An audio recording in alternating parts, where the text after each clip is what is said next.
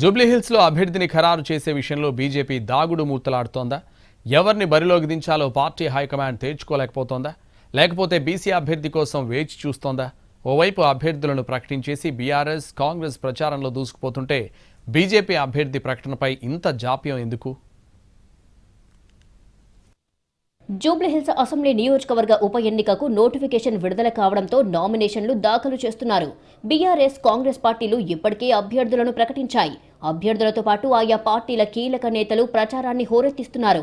కానీ బీజేపీ మాత్రం ఇంకా తమ అభ్యర్థిని ప్రకటించలేదు. కమలనాథులు ప్రచారమైతే చేస్తున్నారు కానీ అభ్యర్థిని అనౌన్స్ చేయకపోవడం క్యాడర్ను కలవరపరుస్తోంది. అభ్యర్థి ఎవరనేది తేల్చకపోవడంతో బీజేపీ శ్రేణుల్లో అసంతృప్తి కూడా వ్యక్తమవుతోంది.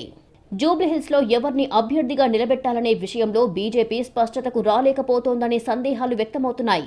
దీపక్ రెడ్డి, కీర్తిరెడ్డి, డాక్టర్ పద్మలతో జాబితాను షార్ట్ లిస్టు చేసినా ఇంకా ఎందుకు ఆగుతున్నారు అనే ప్రశ్న పార్టీ వర్గాల నుంచి వస్తోంది. బీజేపీ జాతీయ నాయకత్వం జూబ్లీహిల్స్లో బీసీ అభ్యర్థిని బరిలోకి దించితే బాగుంటుందని భావిస్తోంది. దీంతో బీసీ సామాజిక వర్గానికి చెందిన బలమైన వ్యక్తి కోసం బీజేపీ చూస్తుందనే అనుమానాలు వ్యక్తమవుతున్నాయి. Jubilee Hills assembly segment Secunderabad parliamentary నియోజకవర్గం పరిధిలోకి వస్తుంది. సికింద్రాబాద్ నుంచి లోక్సభకు కిషన్ రెడ్డి ప్రాతినిధ్యం వహిస్తున్నారు.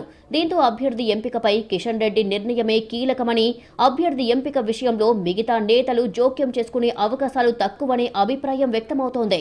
మరోవైపు కిషన్ రెడ్డి మీద బయట నుంచి తీవ్ర ఒత్తిడి ఉందని, పార్టీలోని ఫలానా వ్యక్తికే టికెట్ ఇవ్వాలని వాళ్లు కోరుతున్నట్లు ప్రచారం జరుగుతోంది. బీజేపీ కేంద్ర ఎన్నికల కమిటీ మీటింగ్లోనూ ఉప ఎన్నికలు జరుగుతున్న రాష్ట్రాల అభ్యర్థుల విషయం చర్చకు రాలేదని తెలుస్తోంది.